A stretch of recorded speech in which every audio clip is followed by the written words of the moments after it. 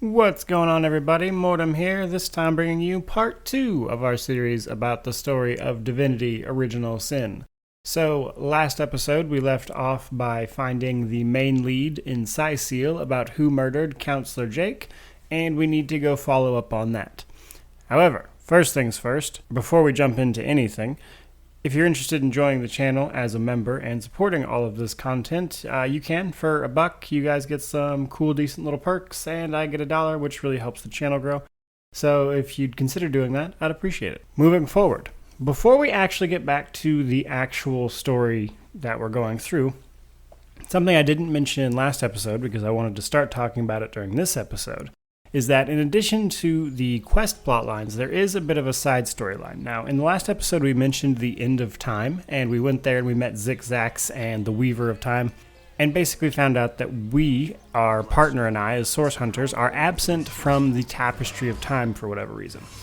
Now, as we play through the game and do what the Weaver actually asked us to do, which is come into contact with Starstones, we find, as we find them, that the more of those we find, one each, is that rooms in the Homestead Hall, otherwise known as the End of Time, open up as we find Starstones. So the more we find, the more rooms unlock. So we find this out by finding our first one after our initial trip to the End of Time, because the first one after that trip then unlocks the Hall of Heroes. Finding these and unlocking these rooms is a bit of a twofold reward. So first of all, you actually uncover more of the past of the two Source Hunters, as well as each room having its own specific functionality for you to enjoy. So the Hall of Heroes is arguably one of the more important ones, and being the first room you unlock, that's pretty convenient. So what the Hall of Heroes actually does is, up to this point, if you take one of the extra companions that isn't a source, like one of the main two Source Hunters,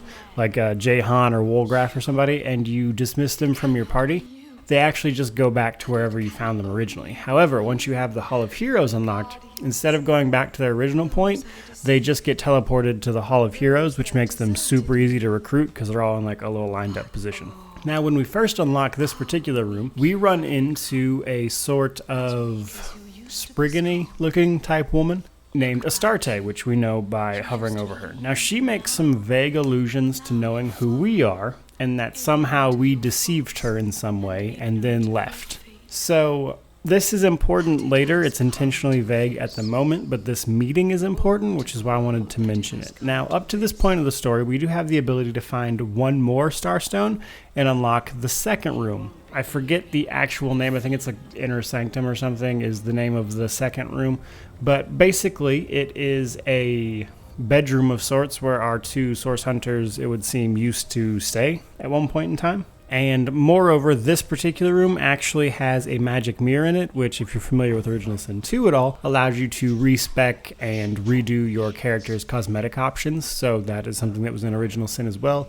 And getting the second Starstone after the initial one will unlock this room, which gives you access to the mirror. Now, in this room, we meet a second character called the Trife. The Trife, fun fact, he's referred to as a demon, but he's often, it would almost seem that he's the Void in some way, like a Void Woken of some sort. Because if you talk to the Weaver of Time after this, she actually specifically mentions the Trife as like the father of the Void, which is especially interesting given what we know from Original Sin 2. So either they retconned this a little bit and decided to just like, pull back the Trife's meaningfulness, or he's just straight up the father of the Void itself, which I find hard to believe given that we know the God Kings thing. So I think this is something that winds up being retconned, if I'm just being real with you guys. But nonetheless, the Trife is referred to as the father of the Void by the Weaver of Time. The Trife is the counterpart, if you will, to the woman we met earlier, Astarte. So the Trife is not a good person, as you might imagine, by being the father of the Void. He and Astarte seem to have a bit of a weird relationship where they're not killing each other, but they definitely don't get along, so that's interesting. Obviously, we don't have any more Starstones, as I just mentioned, so we do have to put this particular story on pause and get on with the other part of the story, which is tracking down Counselor Jake's murderer. So, as we found out in the last episode, Evelyn, our main suspect, has ran off to a secluded beach hideaway that she mentions in her diary, and we have to go find it. Now, in talking to a couple people about this lead, and also just exploring ourselves, we find out that in order to reach this secluded beach, we need to go through a cave north of Sicil. So, the cave itself is easy enough to find. There's a few annoying fights when you get there, but essentially go north of Sicil for long enough and you're going to find this cave. When you get in the cave is when the fun begins. As you walk down the path, you run into 3 adventurers who talk about the Fabulous Five and how they were deceived. So the Fabulous Five is a sort of mercenary group that you can meet in Sicil. Technically, it's part of a side quest, but you literally have to go through this cave, and this cave is thus part of that side quest as well, so you kind of have to interact with this at least a little bit. So the Fabulous Five are, again, a bit of a mercenary group. What they've been doing is actually hiring people who don't have any experience and sending them off to do dangerous mercenary work. And then, when through sheer number of these idiots that get sent to basically be killed doing this various mercenary work, eventually succeed through sheer number, the Fabulous Five collect their reward and skip town without ever actually rewarding the people they sent to die and then whoever happens to complete it. So in this particular case, the Fabulous Five were sending people to this cave to attack something called the Sparkmaster 5000. So what I haven't mentioned about Arhu up to this point is, in addition to being a wizard and a guy who transforms into a cat at times, he is actually also very adept with magical engineering. And he likes to create magical technologies that are usually weaponish in nature. Now, if you've played Original Sin 2, again, you'll know that because that's a huge part of the plot towards the end of the game. In this particular case, I'm speaking about 2 instances. One, Arhu is responsible for the magical ballistae that are protecting Sicil from the undead plague that is going around, which we'll get to here in just a minute. We'll circle back to that part. And then he's also responsible for having made the Sparkmaster 5000. Now, this fight can be difficult, but also really easy if you've done your background and research. So, up to this point, you can actually go and talk to Arhu about this if you find out about it before you leave Sicil, and he can give you a remote that will just straight up skip the Sparkmaster 5000's turns if you put the right combinations in. So you can literally just shut the Sparkmaster 5000 down and make this a super easy fight. But all that aside, once you've got this done, if any of the people of the Fabulous Five mercenary group survive, you can send them back to town and protect them, yay. But either way, once you go back and try to talk to the Fabulous Five, you find out they're missing, and then if you go talk to the mayor, he says he gave them the reward for this, and then they just bailed, as I just mentioned a little bit ago. So once we're done with this, we can continue through the cave, exit the cave, and come to the secluded beach, which is where we need to be.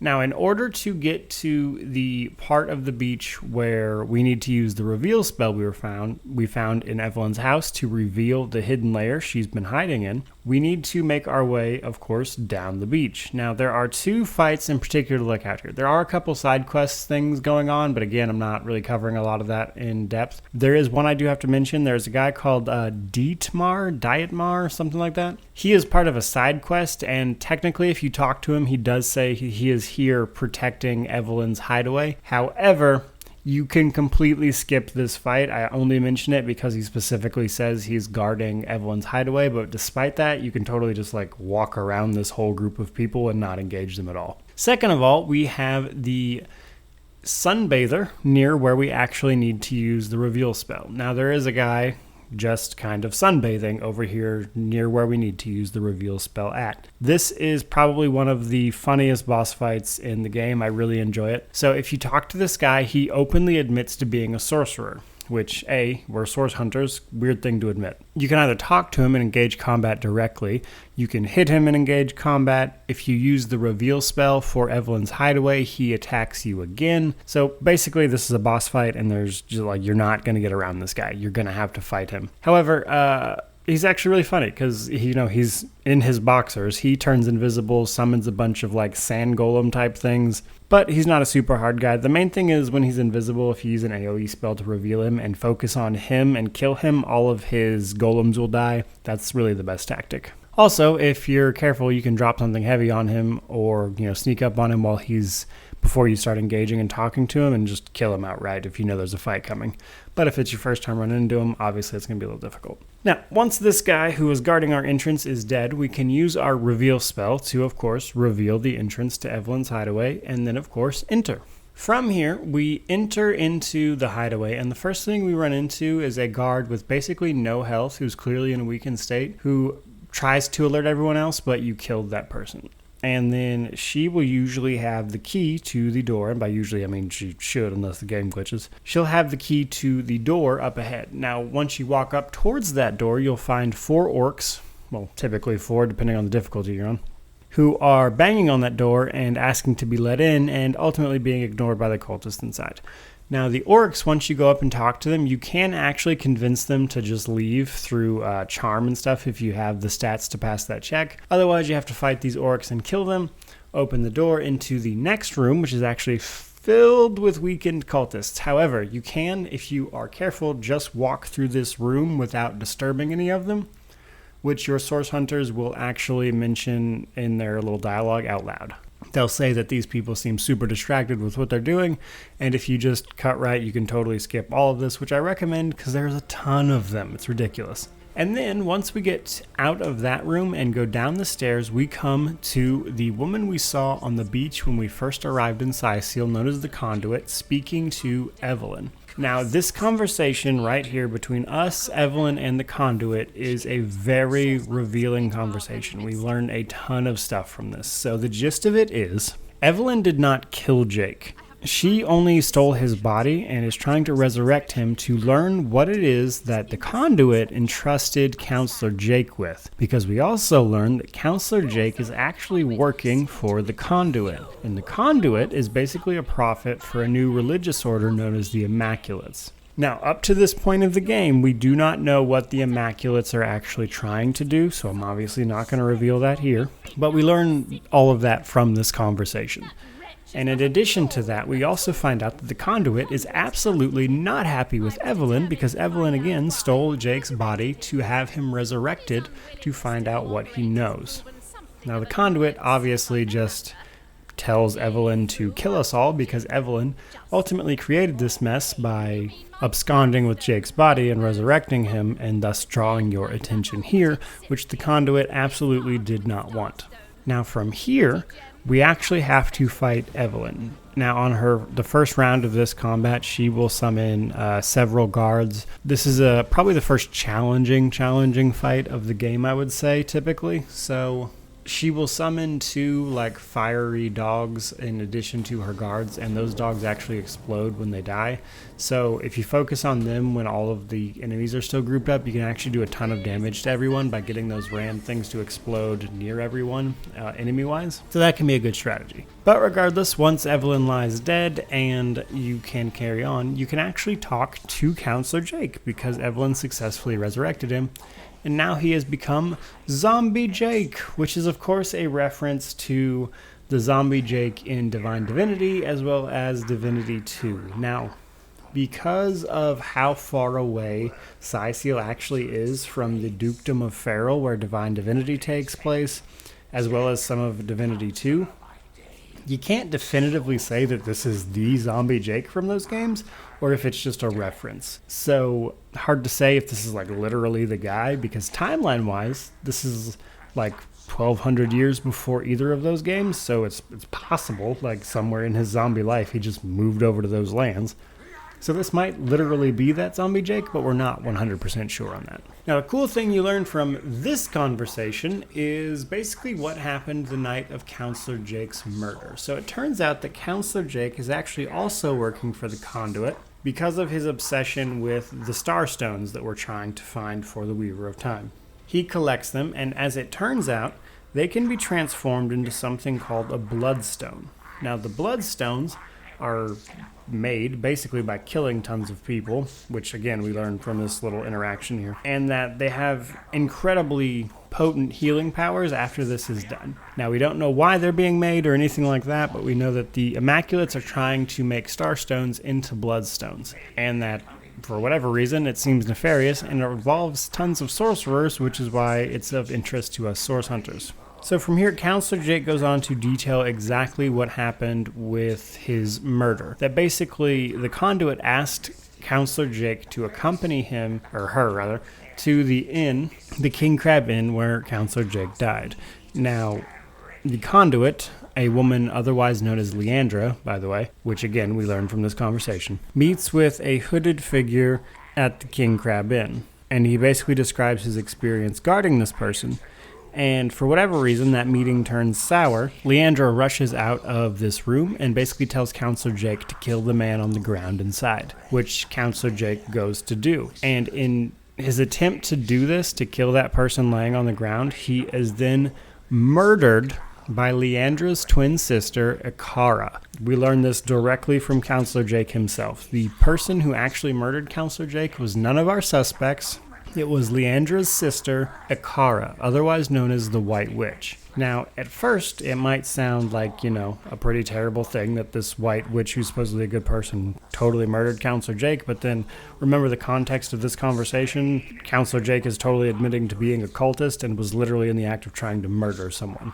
That is why Counselor Jake died. Peppered into this conversation and the previous one with Evelyn and the Conduit, they actually mention the Source King Brachus Rex, which as far as I know is the first reference of Brachus Rex in any of the games. Now, what the Conduit and the Immaculates are actually trying to do in and around Scythiel is resurrect Brachus Rex. The problem is they're only just now trying to basically get a pinned down location of where Brachus Rex was actually buried. So because of this, they had actually been plaguing Scythiel with undead for the last couple of years, which is a big part of the subplots going on around Scythiel, is all these undead attacking, as I mentioned earlier. Now from here, with all this information, we can actually head back to town and run into Arhu, who will go on to explain who Ikara actually is. He will mention a woman named Cassandra, who we have yet to meet, and that basically he tells us we can do basically two things. We can track down Ikara in the Luculla forest to the north of us and basically get her side of the story and try to see what else is going on there, because ultimately she did still murder a guy and there's still questions about why and what is the Conduit trying to do. And also we can handle the more pressing problem of these people trying to resurrect Brachus Rex nearby Scythiel, which we can then track down and deal with as well. So for our next episode, we are probably going to look into tracking down Brachus Rex, since that is a big part of the story, and frankly I just think it's awesome because it's Brachus Rex, the Source King, the Tyrant, the guy. So there you go, guys. That is going to wrap up episode 2 of the full story of Divinity Original Sin. So, with that in mind, again, just remember, next episode, we're going to look into defeating Brachus Rex after he is resurrected by the Immaculates, because they believe they have found his body nearby under a church, which we learned from Arhu. So, there you go, guys. I hope you enjoyed the video. If you did, please like, comment, subscribe, stick around, all that YouTubey jazz. But thank you so much for watching, and have a great day.